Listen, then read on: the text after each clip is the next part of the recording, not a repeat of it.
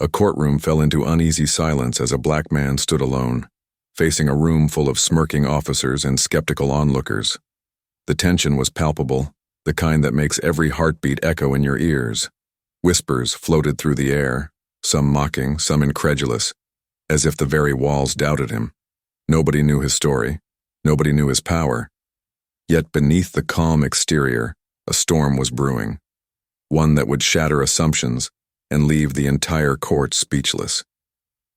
In a matter of moments, what began as laughter would turn into shock, rewriting the rules of authority in a single, unforgettable declaration. The man who now stood in that courtroom wasn't just another defendant facing scrutiny. He was someone whose life had been built on service, strategy, and unwavering dedication to the country. Born in a modest neighborhood, he had grown up witnessing both the beauty and the harsh realities of the world. From a young age, he understood the sting of prejudice, the quiet judgments that followed him through school corridors and city streets. Yet he refused to let these experiences define him. Instead, they became fuel for a relentless drive toward excellence. After years of hard work, he rose through the ranks of federal service, eventually reaching one of the nation's highest and most sensitive positions. Every day, his decisions impacted security protocols, protected countless lives, and shaped policies at the very heart of government. Despite the weight of responsibility he carried, he remained grounded, never forgetting the streets that had shaped his worldview or the lessons learned from early encounters with bias. On that particular day, he had come to court for reasons entirely routine: an administrative hearing, an appearance mandated by protocol, nothing more. Yet, the courtroom he entered was filled with tension that had nothing to do with the case itself. Officers in crisp uniforms exchanged sidelong glances. Some smiled with thinly veiled amusement, as though anticipating a performance rather than a hearing. The air felt heavy, charged with unspoken assumptions and an undercurrent of disbelief. Nobody in that room could have anticipated what was about to happen. They saw only a man in a suit, calm and composed, yet underestimated the depth of his influence and the authority he carried. What began as a routine procedure was about to turn into a lesson in humility, a moment that would expose the blind spots of those who judged him prematurely. As the hearing began, the atmosphere grew even heavier.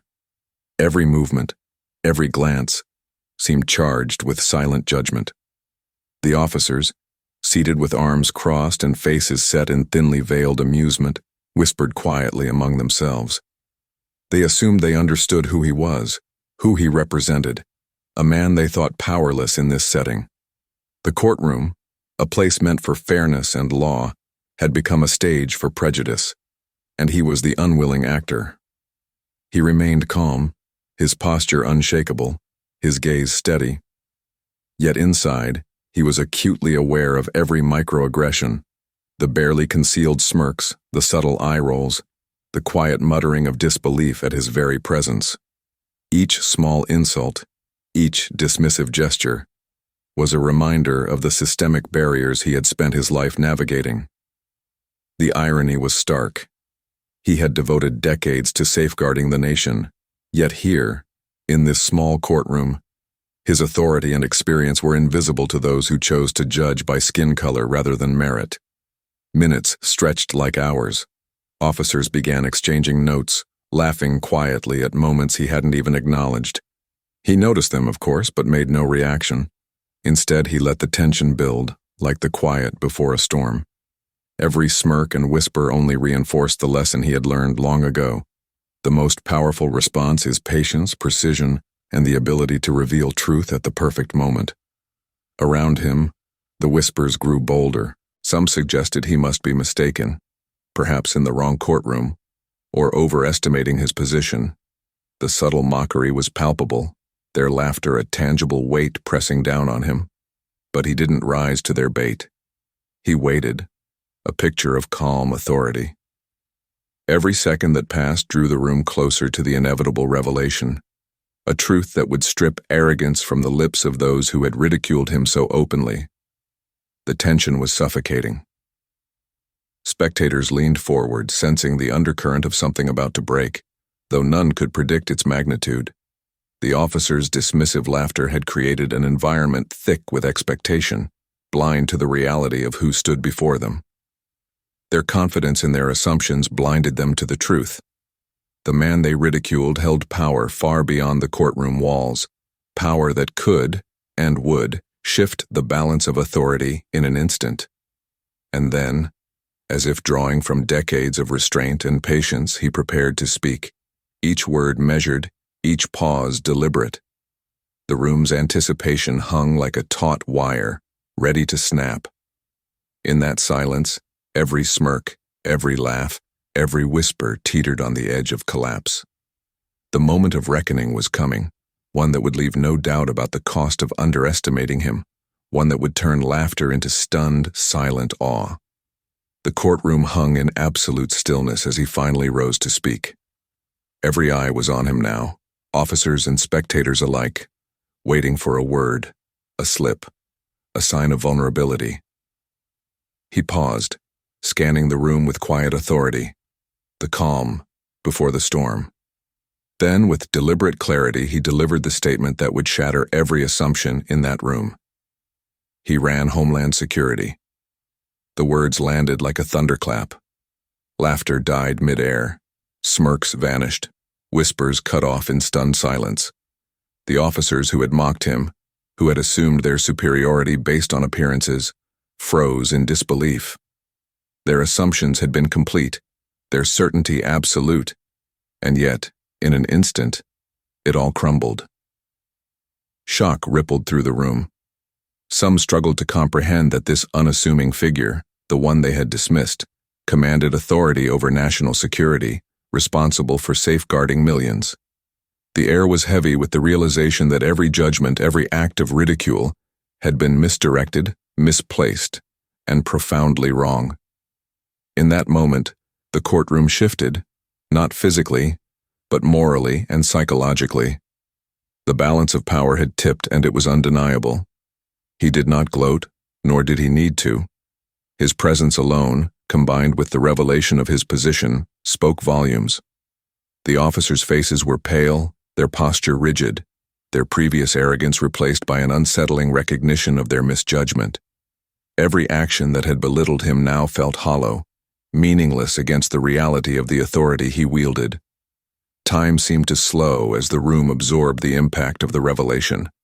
The weight of systemic assumptions, the subtle and overt biases, the underestimation of ability, all collided in a single, undeniable truth. Respect is not optional, and power is not always visible. Those who had laughed now confronted the uncomfortable reality of their own prejudice. In that courtroom, laughter transformed into silence, mockery into reflection, disbelief into awe. In that electrifying moment, a lesson became clear. Authority and competence cannot be judged by appearances, and the cost of underestimating someone based on race is far greater than any could anticipate. The revelation was not just a personal victory, it was a mirror held up to everyone in that room, exposing biases, assumptions, and the urgent need for accountability. The courtroom remained in stunned silence long after the revelation. What had started as mockery and dismissal transformed into a sobering lesson on authority, respect, and the unseen depth of human capability. The officers, once brimming with misplaced confidence, now grappled with the weight of their assumptions. Every whisper of doubt, every smirk, every laugh that had punctuated the hearing was replaced by reflection.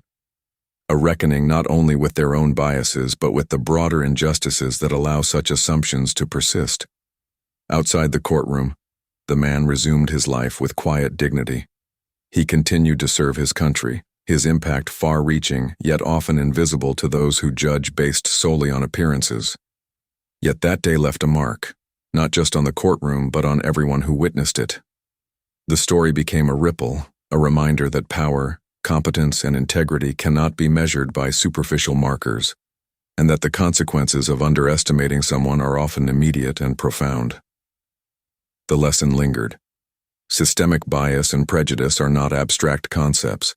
They manifest in daily interactions, in assumptions made before understanding, and in moments like this, where underestimation meets undeniable truth.